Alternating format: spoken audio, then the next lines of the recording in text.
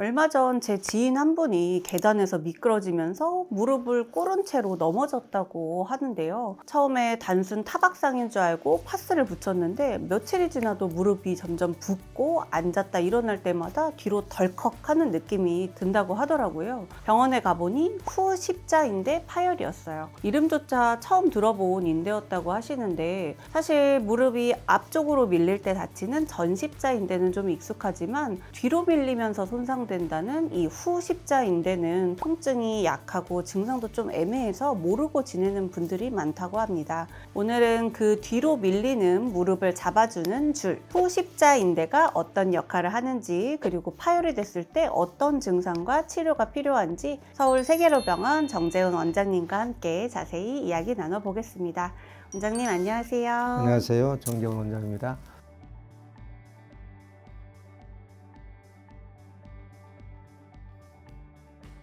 후십자인대는 오프닝 멘트에서 잘 모른다고 그랬는데 드물어요. 좀 드무니까 일반인들이 잘 모르죠.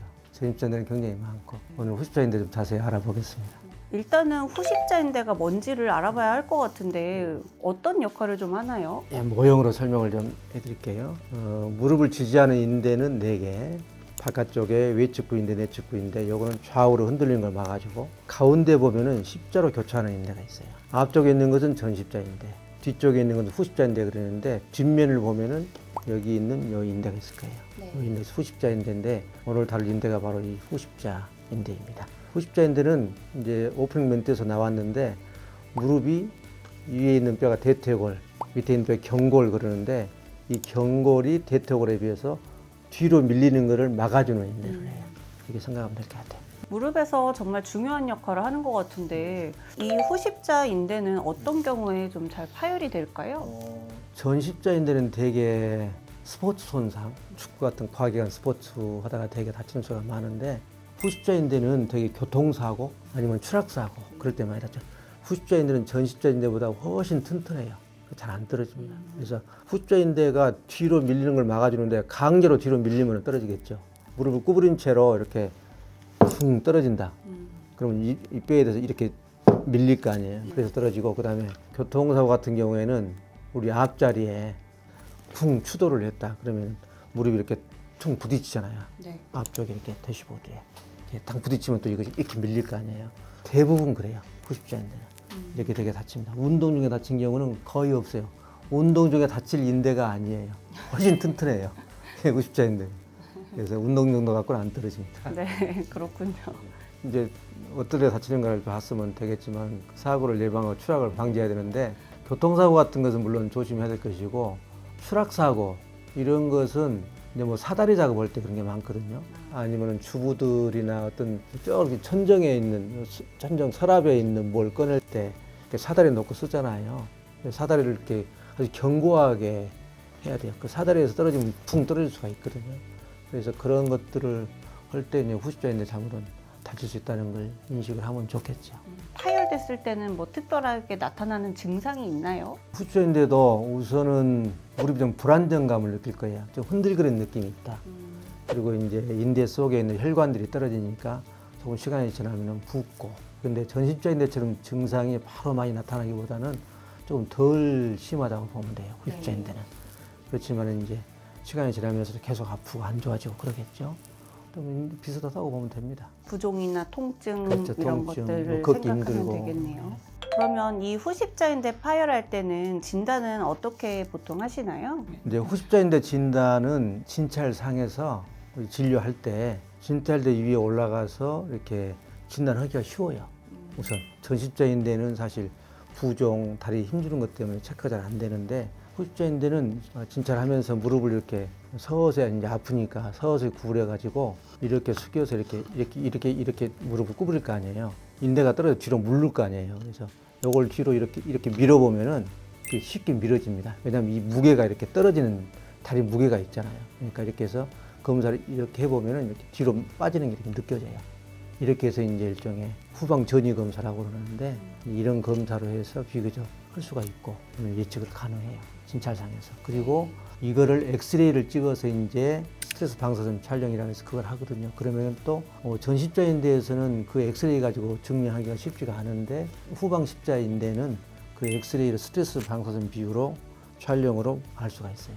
사진 한번 보여드릴게요. 이것도 마찬가지로 방금 말씀드린 것처럼 다리 무게로 인해서 이렇게 뒤로 밀리는 그런 것이 쉽기 때문에 쉽게 촬영이 돼요. 그러면 이제 엑스레이를 찍었을 때 이 기계가 스트레스 비율을 찍는 그 기계인데 여기에서 이 무릎의 경골에 이렇게 밀고 있거든요. 뒤로 이쪽으로 밀고 있어요. 그러면 무릎 뒤로 미는 힘을 주는 거잖아요. 그러니까 여기 위에 대퇴골 여기에 비해서 이 경골뼈 여기가 얼마나 뒤로 밀렸나를 보는 거예요. 근데 여기 많이 밀린 거예요. 선이 지금 조금 뒤로 돼 있는데 여기에서 이만큼 밀린 거예요. 1cm 이상.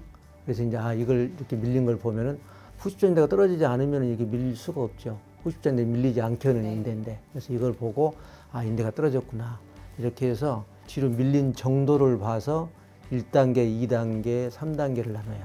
5mm 이내는 1단계, 5 내지 10mm는 2단계, 10mm 이상은 3단계 이렇게 나눠서 나중에 치료할 때 참조를 합니다.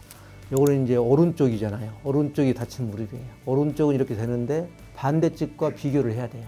어떤 사람들은 관절의 유동성이 좋아서 조금씩 밀리는 사람들이 있거든요. 그래서 반대쪽과 비교를 해서 이 반대쪽을 보면은 이 선이 정확히 그러지는 않았는데 뒤로 밀리지 않았죠. 이 뼈가. 그래서 이걸로 해서 진단을 할 수 있고 또 이제 물론 MRI를 찍으면은 연결선이 끊겨 있는 게 보이거든요. MRI도 보여드릴게요. 이것이 후십자인대거든요.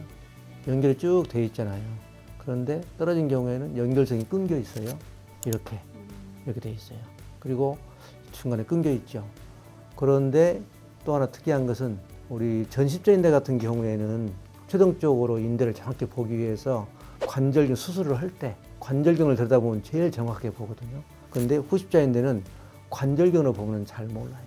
그 많은 주변에 있는 활액막들이랄지 조직에 숨어 있는 수가 많아서 관절근을 봐서는 잘 모르는 수가 많아요. 후십자인대는 이제 진단, 그다음에 엑스레이, 또 MR 통해서 진단이 잘 됩니다. 그러면 이 후십자인대 파열이 진단이 되었을 때 뭐 다 수술하는 건 아닐 것 같은데 혹시 치료 방법은 어떻게 선택을 하나요? 후십자인대는 수술을 해도 전십자인대보다 조금 결과가 덜 좋아요. 그런데 또 반대로 후십자인대는 조금 흔들거려도 증상이 덜 나타나요. 그런 면이 있어요. 그래서 후십자인대는 스트레스 방사선 비교에서 5mm 이내는 1단계, 5 내지 10mm 2단계라고 그랬잖아요. 근데 1, 2단계에서는 다른 데가 다치지 않았으면 순수하게 후십자인대만 1, 2단계 다쳤다라고 하면 이론적으로 그거는 보존적으로 치료할 수 있다라고 해요. 그런데 이제 만약에 반월상 연골 파열이 같이 있다랄지 연골 파열이 같이 돼가지고 연골 손상이 있다랄지 이렇게 되면 수술하면서 같이 수술해 줄 수 있죠. 순수하게 후십자인대만 다쳐가지고 1, 2단계다 그러면은 보존적으로 보도기로 약 0도로 펴가지고 6주 정도 하고 목 발지고 걸어 다니다가 6주부터 이제 재활치료하고 이렇게 이제 그런 쪽으로 가고 3단계가 되거나 그리고 그렇더라도 또 이제 사람에 따라서 활동력이 아주 많은 사람들 또 운동을 아주 좋아하는 사람들 이런 사람들은 1, 2단계 돼도 운동을 못하기 어렵잖아요. 그래서 이제 되게 수술을 하죠. 십자인대 재건 수술을 해서 수술합니다. 네, 그러면 말씀하신 대로 뭐 보존적 치료로 안 되고 파열 정도가 심해서 이제 수술이 필요하다고 생각이 될 때 수술 방법은 그러면 어떻게 되나요? 수술은 이제 전십자인대에서처럼 인대가 뼈를 물고 떨어진 경우가 있어요. 그림으로 설명을 좀 해드리면 이해가 빠를 거예요. 이게 이제 후십자인대잖아요. 그런데 이게 됐던 것이 인대가 떨어지는 대신에 여기 뼈를 물고 떨어진 수가 있어요. 그런 경우에는 수술을 해가지고 이걸 맞춰가지고 이렇게 나사못을 박아주면은 이 뼈가 붙게 되면은 인대가 완전히 낫는 거죠. 전십자인대에서 마찬가지로 이런 경우에는 후방 십자인대 자체는 완전 정상으로 만들 수 있어요. 그런데 이제 여기 수술하기가 복잡합니다. 아주 기술이 좋은 사람들은 어떤 방법으로 해서 이제 관절경만 가지고 이렇게 꼬매기도 하는데 여러 가지 나사를 박으려고 그러면 상당히 뒤쪽에 혈관들, 신경들이 같이 있어 상당히 조심스럽게 시행을 해야 되는 문제가 있습니다. 이런 경우가 아니면은 대부분 십자인대도 전십자인대처럼 터널을 뚫어서 인대를 패스시켜서 수술을 해야 됩니다. 전십자인대 파열이랑 비교를 하게 될 수밖에 없을 것 같은데 재건술은 구체적으로 어떻게 하나요? 좀 다른가요? 기본 개념은 전십자인대와 거의 비슷해요. 왜냐하면 전십자인대 비교를 자꾸 하는 이유가 전십자인대 수술에 대해서 환자분이 상당히 알고 있어요. 시청자분들이나 일반인들이. 그래서 비교 설명을 하면 훨씬 쉬울 것 같아서 기본 개념은 똑같아요. 재건술은 인대를 서로 만들어주는 거잖아요. 그럼 만들어주는 물건이 있어야 할 거 아니에요. 조직이랄지 뭐가 있어야 될 거 아니에요. 그때 사용하는 것은 전십자인대하고 거의 같다고 보시면 돼요. 앞쪽에 슬개인대 중앙 3분의 1 때 쓴다랄지, 내측 햄스트링건의 일부를 떼서 네 겹으로 접어서 쓴다랄지, 그때 사두건을 이용해서 쓴다랄지, 자기 것을 떼서 쓰는 이런 자가인대 사용법, 그다음에 다른 사람 거. 우리나라에서는 구하기가 힘들고요. 외국에 수입돼요, 되게. 여기서는 이제 장기 기증이 활발히 되고 그래서 이것을 채취해 가지고 상품화 되게 만들어서 되게 수출하고 우리가 수입해서 되게 씁니다. 그렇게 해서 그것들을 인대를 이것들 이렇게 다듬어서 그 실을 걸어서 턴넬을 쭉 패스를 시켜가지고 만들어서 위아래를 고정시켜주면은 이 고정이 될 때까지 좀 재활치료 하면서 기다려주면은 인대가 만들어지는 거거든요. 이걸 사진을 보고 간단히 설명을 해드릴게요. 이 엑스레이가 보면은 이 노란색이 인대거든요. 그러면 여기에 이렇게 터널을 뚫고 여기에 터널을 뚫어서 그 인대를 이렇게 쭉 통과시켜서 여기에 이렇게 나사로 고정을 하고 밑에 이렇게 고정을 해서 일정 기간 치료를 하게 되면은 이 가운데 인대가 하나 만들어지는 거죠. 좀 사례를 통해서 하나 보여드릴게요. 후십자 인대가 없죠? 네. 아까 이렇게 쭉 연결되는 게 있었잖아요. 떨어졌고 들어보니까 이쪽에가 요거는 전십자인대예요. 이쪽에 후십자인대인데 얘가 떨어져서 거의 없어진 거예요. 없어져서 밑으로 이제 구멍을 뚫죠. 그다음에 이쪽으로 구멍을 뚫고 이해가 될지 모르겠어요. 엑스레이가 좀 달라서 경골에 뚫는 구멍이 요 밑으로 나와요. 그리고 이제 인대가 이렇게 이쪽으로 나와서 패스를 해서 이쪽으로 가가지고 이쪽에 구멍을 뚫어서 패스를 시키거든요. 그러니까 인대가 이렇게 만들어지겠죠. 그래서 다 만들어준 다음에 인대가 요거예요. 이거는 전십자인대. 후십자인대가 밑에서 나와서 이렇게 통과해서 이쪽으로 이제 빠진 거예요. 이렇게 만들어주고 만들어준 다음에 MR을 찍어보니까 이제 경골 터널을 통해서 간 인대들 보이죠? 쭉 가가지고 이렇게 돼가지고 십자인대가 만들어졌죠. 이렇게 해서 후십자인대 재건술을 해줍니다. 엄청 튼튼해 보이네요. 튼튼해 보이죠? 네. 그러면 이제 수술 후에 또 재활이 중요하잖아요. 전십자인대와 재활에서 제일 다른 점은 이제 우리가 수술을 하고 나서 보조기를 차고 되게 이제 안정을 취할 때는 쉴 때 이렇게 있을 거 아니에요. 그러면은 이 다리 무게로 이렇게 다리가 처져요, 이렇게. 그러니까 공중을 붕 떠놓으면 이렇게 다리 무게 쳐져요. 그러면 어떻게 되겠어요? 만들어 놓은 후십자인데 스트레스가 많이 가겠죠. 그래서 항상 초기에 한 달 반, 2달 이렇게 여기를 받쳐주도록 항상 해요. 그래서 후십자인대 때는 보조기를 0도로 차는 것 비슷하고 그다음에 관절 운동 시작하는 것은 대개 3주 하거나 아니면 후십자는 조금 늘려서 4주 하거나 4주째부터 운동 시작한다는 거죠. 그 외의 것들은 거의 비슷해요. 이렇게 누워있거나 쉴 때 밑에다가 이렇게 받치고 있도록 해요. 그러면은 뭐 의자에 앉아있다 할 때 걸치고 이렇게 있으면 좋겠어요? 안 좋겠어요? 쳐질 거 아니에요, 이렇게. 요거 안 좋은 거죠. 이런 자세를 피하고. 고점이 좀 다르다고 생각하고 나머지는 전십자인대처럼 한 3 내지 4주 정도 용도를 펴고 있다가 그 다음에는 관절 운동 서서히 시작해서 6주가 지나면은 체중 부하도 한 50% 늘리고 그다음에 각도 제한 없이 관절 운동하고 그다음에 한 3개월 될 때까지는 다리 펴는 운동은 없이 근력광 운동하고 3개월이 지나면은 펴는 운동까지 포함해서 달리기만 줘야 하고 거의 근력 운동하고 그것도 1년 내지 1년 반 될 때까지는 달리기랄지 스포츠 활동 같은 것은 가능하면 자제시키고 근력이 완전히 돌아올 때까지 자제시키고 거의 비슷합니다. 그리고 그 전십자인대든지 후십자인대든지 인대 파열 후에 대부분 정상적으로 낫지는 않는다고 그랬잖아요. 그래서 그 정상적이지 않고 조금 약한 것을 보강하는 게 근력을 강화시키는 거예요. 그래서 인대 손상이 된 사람들 치료 후에는 반드시 근력을 다치기 전보다 더 2배로 만든다. 이런 계획으로 그 집에서 좀 해서는 안 돼요. 집에서 해가지고 그 정도 뭐 2배로 만들 수 있다, 더 강화시킨다. 사실은 다치기 전 상태로 오기도 쉽지 않거든요. 그러나 인대 손상이 되어서 수술한 사람들은 약해진 것을 좀 보강하기 위해서 특히 대퇴부 근력을 2배로 만든다. 이런 목표를 가지고 피트니스 센터 다니면서 열심히 강화시키는 운동을 해야 됩니다. 꼭 강조하고 싶어요. 그러면 전십자인대 파열 때도 얘기해 주셨는데 완치는 사실 없다고 하셨는데요. 후십자인대 파열 치료는 어떤가요? 후십자인대도 완치라고 생각하면 안 돼요. 그리고 후십자인대 치료는 인대를 튼튼하게 하기 위해서 되게 재건술을 하잖아요. 근데 대개는 전십자인대보다 더 흔들림이 많아요. 그래서 아까 1단계, 2단계 될 때는 수술을 안 한다고 그랬잖아요. 근데 그 이유 중에 하나가 경미해서 보존적 치료로도 좋아질 수도 있으니까 하기도 하지만은 재건술을 해서 수술을 해도 1, 2단계 정도.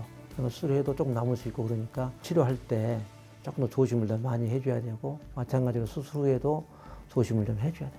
그러면 이 후십자 인대가 방치돼서 좀 늦게 발견이 되고 늦게 치료가 됐을 때는 또 어떤 후유증이 남을 수 있을까요? 그렇죠. 우선은 이제 무릎에 흔들거림이 있어서 무릎 흔들거림이 남을 거 아니에요. 치료를 안 했으면은. 그러니까 어떤 스포츠 활동이나 어떤 힘든 일이나 이런 거 할 때 흔들리면 잘 다리를 못 쓸 거예요. 그런데 전십자 인대 때는 인대가 수술하지 않도록 있으면은 자꾸 뒤틀려 이렇게.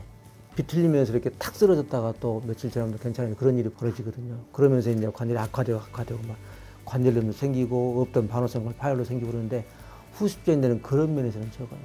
또 흔들리고 그렇지만은 시간이 지나면서 이것도 관절염이 생길 수 있고 그렇죠. 그래서 이제 일상생활에서 부작용은 조금 더 덜하다고 봅니다. 1, 2단계 흔들림이 가능성이 있어도 보존적으로 그냥 해보고 그러는 거죠. 아까 재활 과정에서 설명 한번 해주셨는데 이 후십자 인대 파열로 수술 후에 또 특별히 더 주의해야 될 사항들이 좀 있을까요? 이거는 조금 전체적으로 봐서 수술도 아까 이제 간단하게 설명을 드렸는데 수술도 훨씬 어렵습니다. 뒤쪽에서 막 해야 되고 잘못하면 신경 혈관들이 있는 부분도 위험성도 있고 테크닉도 훨씬 어렵고 그리고 또 수술 후에도 그 관절의 튼튼함 정도가 훨씬 더 전십자 인대보다 덜 되는 수도 많고 그렇지만은 반면 후유증은 좀 덜 할 수 있다고 그랬잖아요. 그래서 이것도 수술을 해도 일상생활 정도는 큰 무리가 없으니까 마음껏 하셔도 되고 그런데 나중에 향후에 관절염이 올 수 있고 재파열도 있을 수 있고 그러니까 과격한 운동이나 스포츠 활동이나 자제하고 또 관절염을 위해서 흔히 하지 말라는 거 있잖아요. 많이 뛰는 과격한 스포츠 활동이나 등산 같은 거 자제하고 이렇게 생활하시는데 일상생활 정도는 큰 무리가 없어요, 대개는. 오늘은 좀 생소할 수도 있는 무릎의 또 다른 핵심 줄이었던 후십자인대 파열에 대해 알아봤습니다. 전십자인대보다 덜 아프다고 방심하기 쉬운 만큼 조기 진단과 꾸준한 재활 그리고 근력 운동이 중요하다는 걸 알 수 있었고요. 오늘 영상이 도움이 되셨다면 구독과 좋아요 부탁드립니다. 댓글로 궁금한 점 남겨주시면 원장님께서 직접 답변해 주실 예정입니다. 오늘도 시청해 주셔서 감사합니다. 감사합니다.